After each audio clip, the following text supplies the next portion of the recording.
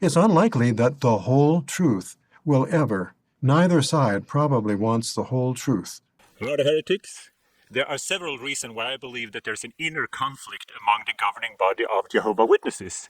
And if you've been a Jehovah Witness, you know that the Jehovah Witnesses, it is a mix of theocracy, democracy, and gang membership.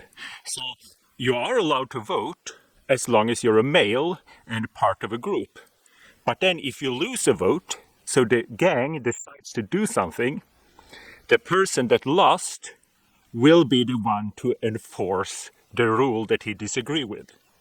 So if you've been in a judicial meeting, you will notice that the nice elder that you thought were on your side, he's the one that's reading the verdict that you're disfellowshipped for smoking one cigarette or something like that.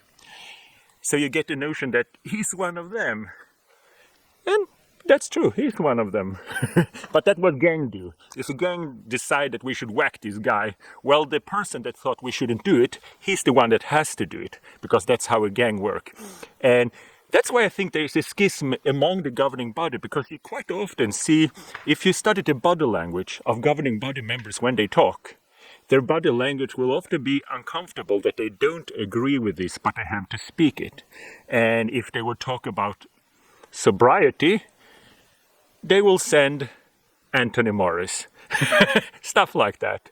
And that's kind of the gang mentality. We as a group decided this, and the one that disagree with us will have to talk about this. But then one thing in the last convention that really caught my interest was when David Splain said about court. He's kind of smooching over that Jehovah Witnesses now, they're losing a lot in court because of child abuse, stuff they've been covering over.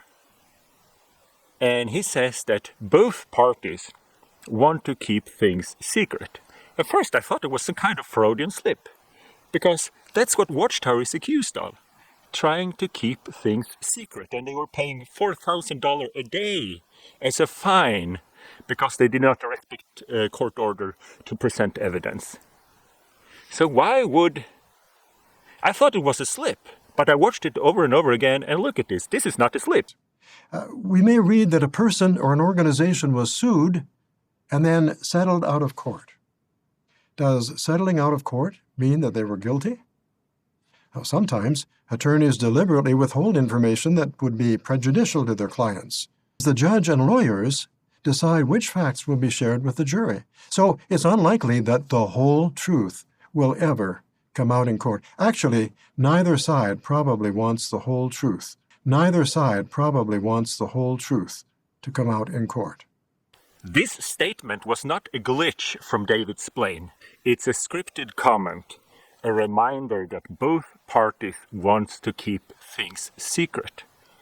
And I can see no other explanation that this is a threat to the forces within the Watchtower that want to put all the cards on a table and say, you know, we messed up, this is our pedophile archive, we're sorry, let's move on. Neither side probably wants the whole truth. It is a threat that, remember, if you tell on us, we'll tell on you. Because there's a lot of stuff going on Watchtower that I, from my own personal opinion, that's borderline criminal or criminal. And I think anyone that's been in that organization had been doing things, you know, for the greater good that violates legislation of the land.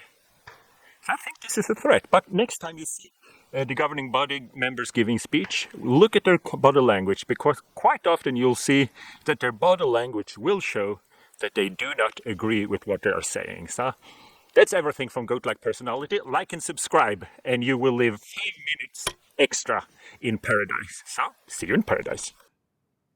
The apostate was cute. Some of what he said was true. He's so big and strong.